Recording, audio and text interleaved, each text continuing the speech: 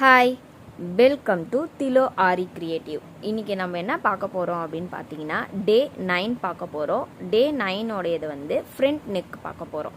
இந்த front neck வந்து எப்படி நம்ம க்ரியேட் பண்ணணும் அப்படின்னா, நம்ம பேக் நெக்கில் போட்டிருப்போம் இல்லையா டிசைன், அந்த டிசைனை அப்படியே என்ன பண்ணணும், ஃப்ரண்ட் நெக்கோட ஃப்ரண்ட் பார்ட்டில் நம்ம போடணும். இப்போ வாங்க, ஃபஸ்ட்டு வந்து செயின் ஸ்டிச் எங்கே ஸ்டார்ட் பண்ணணும். நான் ஏற்கனவே மார்க் அப்பவே சொல்லிட்டேன், மார்க் பண்ணும் போதே இங்கே தான் ஸ்டார்ட் பண்ணணும்னு சொல்லியிருக்கேன். அதே நம்ம 3 to 4 லைன்ஸ் என்ன பண்ணணும், செயின் ஸ்டிச்சை அப்படியே கண்டினியூவாக ஸ்டார்ட் பண்ணிக்கணும். பாருங்கள், அதே மாதிரி என்ன சைஸ் நம்ம ஃப்ரண்ட்டில் மேலே எடுத்தோமோ சேம் அதே மாதிரி ஃப்ரண்ட்டு பேக்கு மாதிரியே ஃப்ரண்ட்டை ஃபினிஷ் பண்ணி எடுத்துக்கணும். நீங்கள் ஃப்ரண்ட்டு கொஞ்சம் நிதானமாக பண்ணுங்கள், ஏன்னா பேக்கில் இருக்கிறது கூட நம்மளுக்கு அவ்வளோ லுக்காக தெரியாது. ஃப்ரண்ட்டில் இருக்கிறது வந்து கொஞ்சம் நம்மளுக்கு வந்து லுக்னஸ் அதிகமாக இருக்கும் நம்மளோட ப்ளவுஸில். அதனால் நீங்கள் பார்த்து அதை க்ரியேட் பண்ணுங்கள். இப்போ பாருங்கள், இப்போது நான் எங்கே ஸ்டார்ட் பண்ண எங்கே என் பண்ணோம் அப்படின்றத நான் சொன்னேன் இல்லையா. இந்த இடத்துல வந்து ஸ்டாப் பண்ணிடணும். ஏன்னா நம்ம இந்த இடத்துல என்ன பண்ணுவோம், கொக்கி போடுற இடம்னு சொன்னேன். அந்த கொக்கிக்கான இடத்துல வந்து கிளாத் வந்து எக்ஸ்ட்ரா கிளாத்தை வந்து வச்சு மடித்து தைப்பாங்க. அதுக்காக தான் நம்ம என்ன பண்ணுறோம், அங்கே வந்து ஸ்டாப் பண்ணிக்கிறோம். ஓகேவா. இப்போ இது என்ன பண்ணணும், அப்படியே அடுத்தது நம்ம லைன் பை லைனாக கொண்டு போய்க்கலாம். லைனில் எப்படி கொண்டு போனோம் அப்படின்னா, நம்ம மேலே பார்த்தோம் இல்லையா டபுள் ஸ்டிச்சு, அந்த லைன்லேயே என்ன பண்ணிக்கணும், நீங்கள் அப்படியே கொண்டு போகணும். இப்போ பாருங்கள், அப்படியே என்ன பண்ணணும், டேர்ன் பண்ணி நம்ம டபுள் செயின் ஸ்டிச்சு மாதிரியே இங்கே என்ன பண்ணணும், இங்கே ரிட்டன் எடுத்துட்டு நம்ம அப்படியே டபுள் செயின் ஸ்டிச்சை கண்டினியூ பண்ணிக்கிட்டு போகணும்.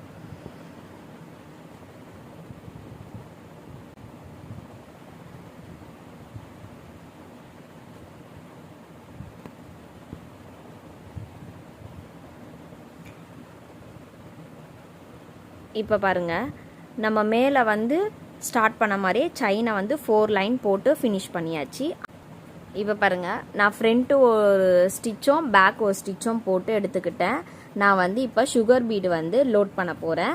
இப்போ சுகர் பீடை லோட் பண்ணி நம்ம அதில் வந்து அப்ளை பண்ணலாம். இப்போ பாருங்கள், நம்ம சுகர் பீடை வந்து மேலே அடுத்தது செயின் ஸ்டிச்சுக்கு அப்புறம் வந்து சுகர் பீடு தானே கொடுத்தோம், அதே மாதிரி தான் நம்ம ஃப்ரண்ட்டும் பேக்கும் சேம் இமேஜாக தான் இருக்கணும். பாருங்க,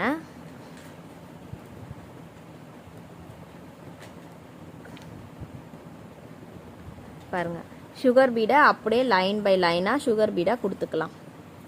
இப்போ பாருங்க, நம்ம வந்து சுகர் பீடை லோட் பண்ணியாச்சு. நம்ம சுகர் பீடுக்கு அடுத்தது என்ன கொடுத்துருந்தோம், நம்ம வந்து 2 mm பீடு கொடுத்துருந்தோம் இல்லையா. இப்போது அந்த பீடையே எடுத்து நம்ம வந்து அடுத்து லோட் பண்ணிக்கலாம். நம்ம 2 mm பீடு கொடுக்குறோம் அப்படின்னும் போது நம்ம வந்து எங்கே ஃபினிஷ் பண்ணோமோ அங்கேருந்தே கண்டினியூஸாக கொடுக்க நீங்கள் பழகிக்கலாம். ஏன்னா நம்ம அப்போ தான் வந்து டக்கு டக்குன்னு முடிக்க முடியும். இல்லை இங்கேருந்து கட் பண்ணி நீங்கள் கொண்டு போகணும் அப்படின்ற லெவல் வேண்டாம். நம்ம என்ன இது எடுத்தோமோ அந்த மாதிரியே நீங்கள் பண்ணிக்கலாம். இங்கே பாருங்கள், இந்த மாதிரி வந்து லைனாக அது பக்கத்தில் அப்படியே ஃபுல்லாக கண்டினியூவாக கொடுங்க.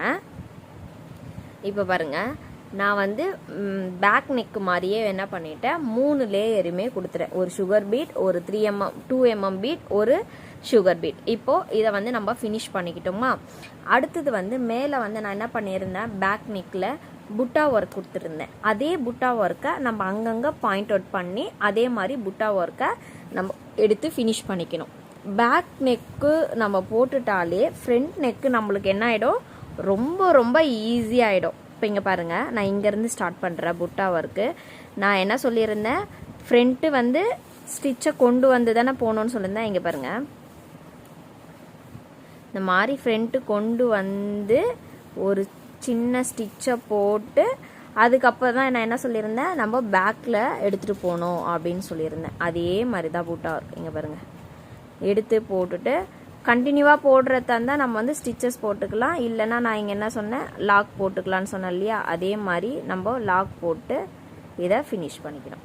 அவ்வளோதான். இந்த மாதிரி நம்ம எத்தனை புட்டா ஒர்க் வேணுமோ அந்த மாதிரி ஃபினிஷ் பண்ணிக்கலாம். நான் உங்களுக்கு ஃபினிஷ் பண்ணி காமிக்கிறேன். இப்போ பாருங்கள், நம்ம இப்போ வந்து புட்டா ஒர்க்கையும் கொடுத்து ஃபினிஷ் பண்ணியாச்சு. இப்போ ஃபினிஷ் பண்ணிட்ட பிறகு நம்மளுக்கு ஃப்ரண்ட் நெக்குமே ரெடி ஆயிடுச்சு. அவ்வளோதாங்க. இதுதான் வந்து ஃப்ரண்ட் நெக்கோட ஸ்டிச்சஸ்ஸு. எங்கே ஸ்டார்ட் பண்ணுறோம், எங்கே முடிக்கிறோம். இந்த வீடியோ வந்து மார்க்கிங் வந்து பார்க்கணும் அப்படின்னா நான் வந்து டே 8ல் வந்து போட்டிருப்பேன் ஃப்ரண்ட் நெக்கோட மார்க்கிங்கு. அதில் போய் பாருங்கள் நான் எப்படி மார்க் பண்ணியிருக்கேன், நான் எங்கேருந்து ஸ்டார்ட் பண்ணணும், எப்படி பண்ணணும் அப்படின்றத நான் அதில் விளக்கமாக சொல்லியிருப்பேன். நான் அதில் போய் நீங்கள் பாருங்கள்.